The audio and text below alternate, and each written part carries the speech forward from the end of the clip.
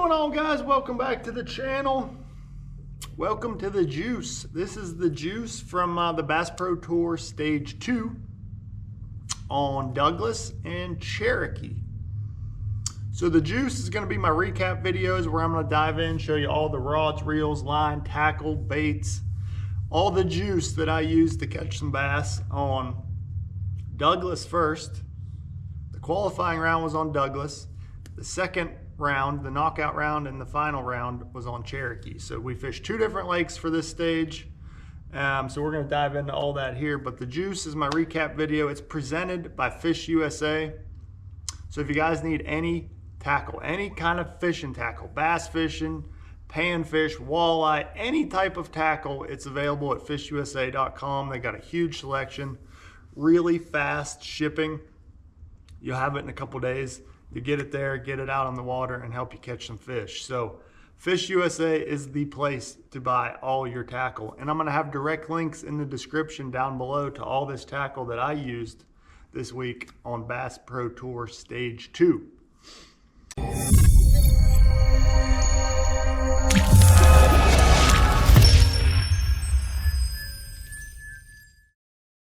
All right, so let's start at Douglas. You know, we show up at Douglas and we're faced with some really crazy weather conditions. You know, it is extremely cold for this time of year. You know, this tournament was in March, so it was temperatures below freezing every day.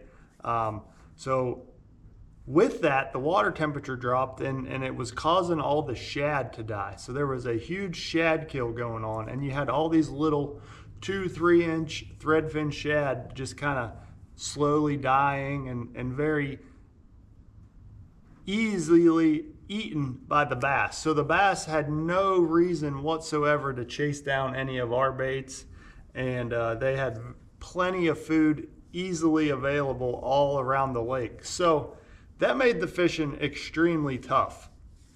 It was really hard to trick them. They were very smart. They had so much food around that any type of bait that you threw around them, it just didn't look natural because of all the real food that was around. So it was extremely tough, but I ended up catching them two different ways on Douglas. You know, I was throwing a jerk bait and throwing a crankbait. You know, I caught a couple fish on, so the first day of the tournament, let's see, I started in an area where I knew there was some fish, and I caught two on a jerk bait pretty quick. And that was this one right here, just one of my favorite little jerk baits. But I was throwing it on the favorite 6-stick 610 medium. This has been my new favorite jerk bait rod here lately. Really like this jerk bait rod right here. It's super moderate. You can fight the fish well, and it just handles big fish and all fish well on treble hook baits like a jerk bait. I was throwing it on 12-pound Seagar Abrazex fluorocarbon. So on Douglas, there's a bunch of gnarly looking rock, you know, bluffy rock and bluff ends. So if my bait was around that rock and it nicked it at all, I wanted that Abrazex fluorocarbon just to help with the abrasion resistance and help avoid breaking off some of these jerk baits. So I was throwing a couple different jerk baits around, caught a few fish on that. And then as the day went on, I started picking up a couple different crankbaits. You know, I was throwing this one here. This is the Bill Lewis MR6. And I was throwing a couple other crankbaits, a couple other deeper diving crankbaits here as well. But I was throwing that on the favorite 6-stick 7'2" medium heavy. So it's a little bit longer rod and a little bit heavier power. But this is excellent for those little bit deeper diving crankbaits and handles fish great with treble hooks. So again, this is super important to have the right rod whenever you're fishing those treble hooks. So Douglas, I pretty much bounced around, fished some points, fished some brush, threw the jerkbait, threw the crankbaits, threw some crankbaits at some bluff ends and some points and some brush, some trees, some docks. I mean, I fished everything, and I fished my tail off, and it was extremely tough. I was super lucky. I caught 7 fish the first day, 7 keeper fish the first day, and I believe I caught 6 keeper fish the second day. And it was just enough on Douglas to qualify and make it to the next round. I think I finished 17th place out of the top 40 in my group, and was able to move on to the knockout round on Cherokee. So Cherokee, I didn't practice at all. I just went into the knockout round totally blind. And, you know, I had some previous experience there about 4 years ago. So I literally left all my rods tied up the same way that I had from Douglas. I was like, I'm just going to go basically start a new practice day. So I went to an area where I caught some fish previously 4 years ago on Cherokee.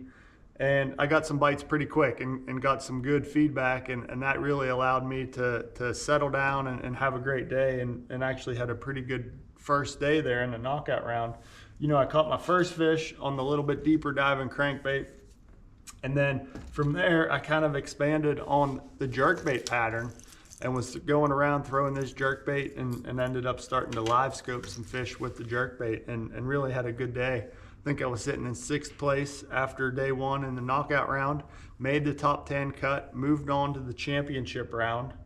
And so the championship round, we were faced with different conditions. It had been cold and a little windy and rainy in the knockout round, but just super cold all week. And championship round, we show up and it's a beautiful day. You know, it's 50 degrees when we take off in the morning, which is warmer than it's been the entire week as a high.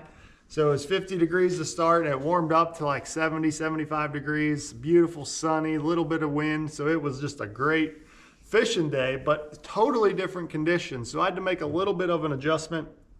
You know, I caught a few fish on the jerkbait in the morning, but after that, it was just sunny and just not enough wind that those fish didn't want to commit to the jerkbait or the crankbait.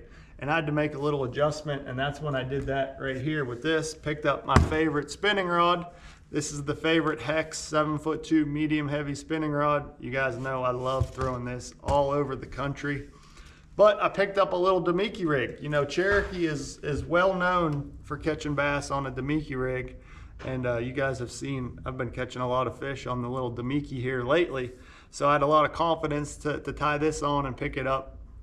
But I went with the 3-inch Yamamoto shad-shaped worm on the back. That one right there is the green gizzard color. It looks just like those little threadfin shad that the bass are around chasing around. And made this adjustment. You know, of course, you got to tie a loop knot on there. It just helps your bait dance and act properly down there when you're throwing at these deeper fish that you do with the Damiki rig. I had this on 8-pound Seaguar Tatsu fluorocarbon, so I went with super light line just because, like I said, I felt like these fish were a little more pressured, and with the changing conditions, weather conditions, I wanted a little bit lighter line to sort of finesse them a little bit more. But switched to the Damiki 1/4 ounce jig head and was able to catch a few key fish, finish out my limit, and salvage the tournament and finished in 6th place. So I had a great week on Cherokee and Douglas. You know, it was a great tournament. We finished up 6th place, got some good momentum heading into the next Bass Pro Tour event on Lake Murray coming up here real soon. But I appreciate you guys watching this video. Leave me those likes and comments down below. Don't forget, links are in the description down below, and we'll see you guys next time.